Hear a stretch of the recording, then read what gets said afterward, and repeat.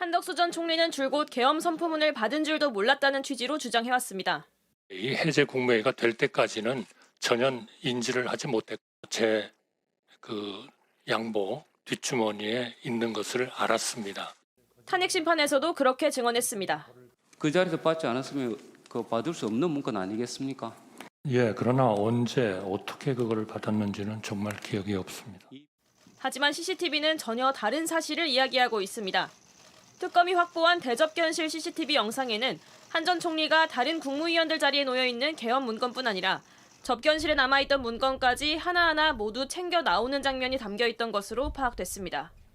한 전 총리는 이런 사실을 말하지 않다가 CCTV가 제시되자 뒤늦게 진술을 바꾼 것으로 파악됐습니다. 가지고 나온 문서들 중 나머지 서류들은 필요 없어서 버렸고 계엄 선포문 2장 중 1장은 강희구 전 부속실장에게 줬다는 취지로 번복한 겁니다. 바로 이 문건을 가지고 강희구 당시 부속실장은 사후에 대통령과 총리의 서명을 받아 조작된 사후 계엄 선포문을 만들었습니다. CCTV에는 또 한 전 총리가 5장짜리 문서 묶음을 접견실에서 가지고 나와 국무위원들과 돌려보는 모습도 포착됐습니다. 특검은 이 문서가 윤석열 전 대통령의 계엄 대국민 담화문일 가능성이 높다고 의심하고 있습니다. 특검은 CCTV 영상을 토대로 한 전 총리가 윤 전 대통령의 내란 행위를 방조했는지 집중적으로 수사하고 있습니다. 특검은 조만간 한 전 총리를 다시 부를 예정입니다. JTBC 조혜연입니다. 이상민 전 장관 역시 탄핵 심판에선 언론사 단전단수 내용이 적힌 쪽지를 멀리서 봤다고 증언했습니다. 하지만 CCTV에선 마지막까지 남아 한덕수 전 총리와 3장짜리 문건을 함께 보며 대화를 나누는 모습이 담겨 있었습니다. 정수아 기자의 단독 보도입니다. 이상민 전 행정안전부 장관은 계엄 국무회의에서 JTBC 등 언론사에 대한 단전 단수 문건을 전달받고 소방청장에게 관련 지시를 한 혐의를 받습니다. 특정 몇 가지 언론사에 대해서 경찰청 쪽에서 요청이 있으면은 협조하라는 그런 내용이었습니다. 이 전 장관은 대통령실에서 단전 단수 내용이 적힌 종이 쪽지를 멀리서 본 게 전부라고 증언했습니다. 제가 대통령실에서 종이 쪽지 몇 개를 좀 멀리서 이렇게 본 게 있습니다. 그런데 그 쪽지 중에는 소방청 단전 단수 이런 내용이 국무위원들이 다 돌아간 뒤 회의가 열린 대통령실 대접견실에 마지막까지 남은 2명은 이 전 장관과 한덕수 전 총리였습니다. 이상민 전 장관은 문건 3장을 들고 보면서 한 전 총리에게 자신이 가지고 있는 문건을 보여주고 대화까지 나누는 모습이 포착된 걸로 파악됐습니다. 특검은 이 중에 언론사 단전 단수 문건이 있을 걸로 의심하고 있습니다. 한 전 총리는 구체적 지시가 담긴 문건은 본 적도 받은 적도 없다는 취지로 말한 바 있습니다. 대통령이 지시사항이라고 해서 A4에 담긴 지시사항을 주었습니다. 알고 있죠? 저는 그건 모르겠습니다. 제가 받은 바는 없습니다. 그러면 다른 분들한테 받았다는 얘기는 못 들었습니까? 못 들었습니다. 특검은 조만간 이 전 장관을 소환 조사할 예정입니다. JTBC 정수입니다.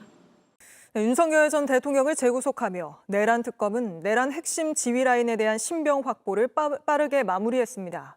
그럼 이제 앞으로의 특검 수사는 어디를 향하게 될지 법조팀 여도현 기자와 더 짚어보죠.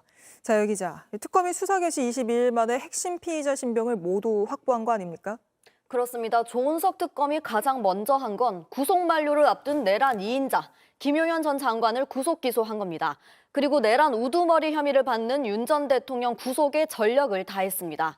특검이 2주간 부른 소환자들을 한번 보면 모두 윤 전 대통령 혐의를 확인하기 위해서라는 걸 확인할 수가 있습니다. 네. 직권남용을 확인할 국무위원들을 부르고 또 국무회의록을 작성한 강희구 전 부속실장, 체포 저지의 공범 혐의를 받고 있는 김성훈 전 차장 등 모두 재구속에 필요한 사람들을 선택해서 집중적으로 조사한 걸 알 수 있습니다. 결국 증거인멸 우려 등 구속영장 발부 필요성이 수사 개시 단 22일 만에 빠르게 입증돼 영장 발부까지 이른 겁니다. 네, 계엄 선포 전 국무회의 상황이 담긴 그 대통령실 CCTV 얘기도 좀 해보죠. 저희 단독 취재한 내용을 보면 한독수 전 총리 수사에 CCTV가 상당한 영향을 미칠 걸로 보이는데요. 네, 맞습니다. 이 대통령실 CCTV에는 윤 전 대통령이 손을 저으면서 발언하는 모습, 그리고 또 대접견실에 들어가고 나갈 때마다 칼같이 기립해서 인사하는 이상민 전 행안부 장관 등 비상계엄 전후 상황이 담겨 있습니다. 내란 정점 구속이라는 수사 1막이 끝나고 내란 동조범을 찾아내는 수사 2막이 시작된 겁니다. 네, 내란 정점을 구속했으니 이제 내란 동조범을 찾아낸다는 거군요. 한독수 전 총리부터 수사하게 될까요? 네, 한 전 총리는 이미 윤 전 대통령 영장의 공범으로 적시됐습니다. 계엄 선포문에 부서, 즉 서명을 하고 이를 나중에 파기하는 과정이 자세하게 드러나면서 허위 공문서 작성 등 포함해서 이 내란 공모 혐의가 있다라고 특검은 판단했습니다. 네. 특히 앞서 보신 것처럼 CCTV 원본에는 한 전 총리가 5장짜리 문서를 이렇게 돌려보고 또 다른 국무위원들의 선포문까지 챙기는 모습까지 고스란히 담겼습니다. 한 전 총리의 공모가 갈수록 더 구체화되고 있는 겁니다. 네, 한독수 전 총리는 이미 한번 특검 조사를 받았잖아요. 그때 혹시 어떻게 해명했는지 취재된 게 있습니까? 네, 한 전 총리는 특검 조사 전엔 사무실로 출근하고 난 뒤에야 양복 뒷주머니에 문서 있는 거 알았다 이렇게 말했습니다. 특검에 나와서도 가져간 게 2장밖에 없다 이런 식으로 진술을 하다가 이 CCTV 영상이 제시되고 나서야 자신이 남은 걸 챙겨갔고 그중 하나를 강희구 전 실장 줬다라고 인정했습니다. 조사에서 CCTV를 보여주고 나서야 인정을 한 거군요. 특검은 이상민 전 장관도 의심하고 있는 거 아닙니까? 그렇습니다. 이 CCTV 상으로는 문건 3장을 직접 보는 장면이 담겼는데 네. 여기에 단전단수 문건이 들어가 있을 가능성이 있다라고 특검은 의심하고 있습니다. 계엄 선포 방송이 끝나고 난 뒤에도 모든 장관이 돌아가고 난 뒤에 이 전 장관이 한 전 총리에게 본인이 받은 이 문건을 보여주는 그런 장면이 포착되기도 했습니다.